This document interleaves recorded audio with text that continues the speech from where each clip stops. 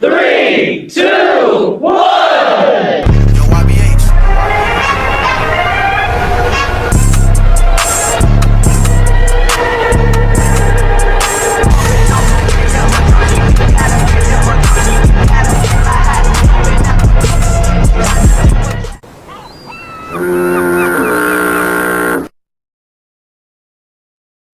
Good morning, Harbor Seals. Buenos dias! Reporting live from Harbor News Studios. This is Sophie and Levine. Welcome back to the Harbor News. Today's Thursday, March 7th, 2024. Happy Women's History Month and happy National Cereal Day. Now turning to Sirocco with today's harbor weather. Good morning, teachers and friends. Today's weather, fall. Wind speeds are at 12 miles per hour.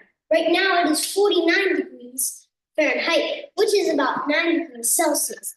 Later on today, we can expect a high of 52 degrees, with temperatures dropping to 39 degrees in the evening. Sunset will be at 5:54 p.m. Air quality is at 16, which is labeled good. Now to Levi and Sophie with today's school news. Thank you, Sirocco. In today's school news, the debate team went on a field trip to the American Museum of Natural History. They visited the Hayden Planetarium and the Rose Center for Earth and Space to learn more about space exploration, which is the topic for their upcoming citywide debate with the New York City Urban Debate League. They also visited the Hall of Meteors and the newly renovated Hall of Gems and Minerals. From the outside, the Hayden Planetarium is a large gray sphere measuring 87 feet in diameter, which appears to float inside a 6-story tall glass cube. The space is named after Charles Hayden, who was born in 1870. He was a businessman, a philanthropist, who was deeply interested in space. The same year he was born, a total solar eclipse brought a team of scientists together to observe its effects with the relatively new technology of spectroscopy, which split light into wavelengths. The expedition was a milestone in astrophysics and inspired Hayden's philanthropy. This inspired him to explore astronomy and open one of the first public planetariums. The next few decades were an exciting age of discovery. Although Charles Hayden died in 1937, his legacy of support for the educational mission of the museum has continued through his foundation. This truly was an amazing experience for the whole club. I think it's safe to say that except for eating lunch on a soaking wet, freezing park bench, everyone had a good time. Huge thanks to Mr. Tim and the New York City Urban Debate League for organizing this trip. Now to Penny and Aria with a message from the lighthouse. Thank you, Levi and Sophie. Today we have a special guest, Captain Jack. Welcome, Captain Jack. What do you have for us today? Hi, everybody. Good to be here for another harbor and trout update. Well, I'm happy to report that the trout are looking great. They're really big and healthy, and I'm about to feed them so you can see them get a little bit excited about the food. Here we go. Let's see them get all excited about getting fed because they are hungry, growing trout. Well, anyway, I'm here with another replay of the Olympics from last year. This is the third and final replay. This one's called the high dive. And next week, we'll start our new Olympic events. I hope you enjoy this trout high dive replay.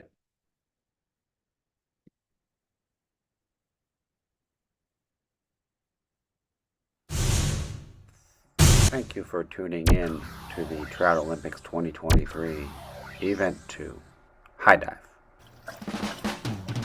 Well, as always, it's rigorous picking the best trout for an event. We have Rodriguez ice cream sandwich and Quagmire with Michael Collins as a backup.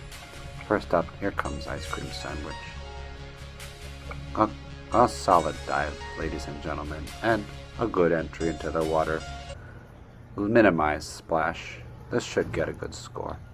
And it did. Solid 8s and 9s. The judges seem to like it. Is it enough to take the gold? Up next, Rodriguez. Rodriguez here coming. What a exit, ladies and gentlemen. What a dive. Here it is again, a little slower. Textbook departure from And the landing coming up now. Oh, perfect bowl placement. Full stop. It just doesn't get any cleaner than that. It's what you want to achieve as a trout diver. Perfect central placement, perfect stop. Look at the approach. Just sheer confidence, folks. No wonder they're as well regarded as they are. But what's this? The judges destroy this competitor with some terrible scores, folks. I am shocked. Well, no time to process that, but here comes Quagmire, the biggest of all the fish. He's a clumsy fish, some would say, but we'll see here. It's not going well so far. Quagmire seems to be sideways in the exit ramp and actually blocking off all flow of water. The ramp drying out. Oh, well, a little movement, but backwards, folks. Oh, Quagmire went off backwards. And oh, that looked like it hurt. Did you see the size of that splash? Let's see if they give us a close-up on that. Oh, look at the cavitation as it draws a giant air bubble below the surface of the water. And as it rebounds, becomes a gigantic splash. Folks, that looked painful. Now, and from above, it is not any better. It's a terrible dive. But the judges go wild. Folks, I am just mystified. The winner is somehow Quagmire. It's a shocker, all right. An ice cream sandwich deserves second place, but Rodriguez will go down as the fish that was robbed in this Olympics. What is this breaking news coming through, folks, down the line? Let's see what comes in. This appears to be footage of the judges taking money from the fish tank. Were the judges paid off by the fish? Folks, this raises a lot of questions. I don't even know where to begin asking those questions. Where did the fish get the money? What else do fish do with money? How are they going to dry out the money?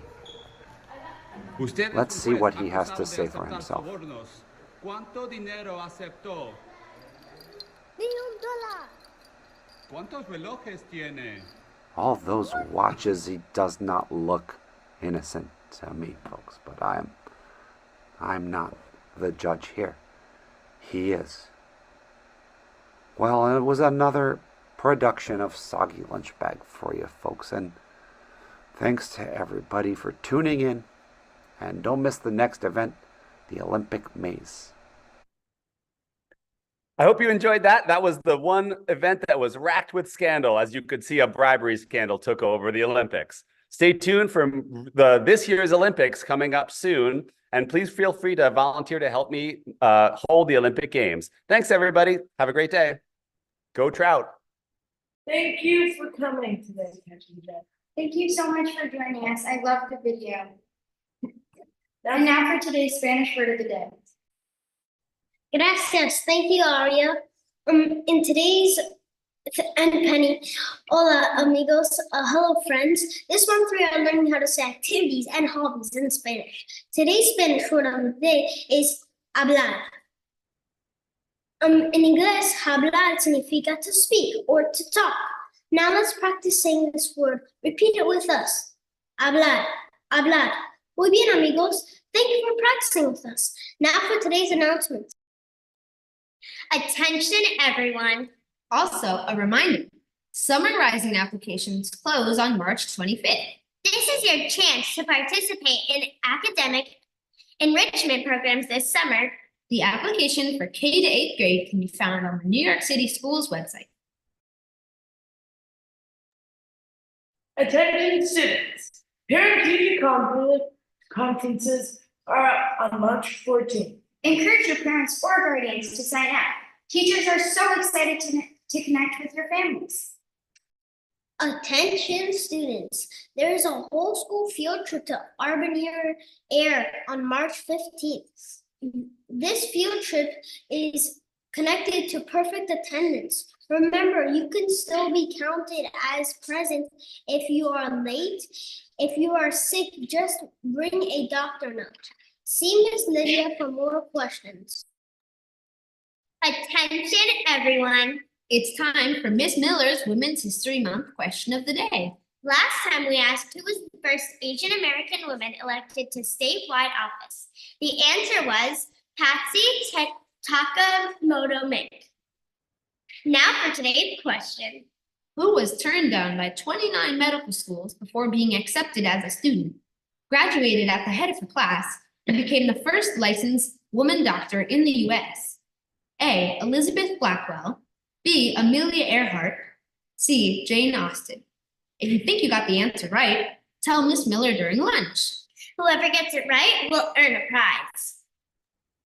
Okay, teachers and friends, that is all for the Harbor News. Thank you for joining us today. Check us out on our social media pages and please subscribe to our YouTube channel at New York Harbor Middle School. Have a wonderful day. Bye.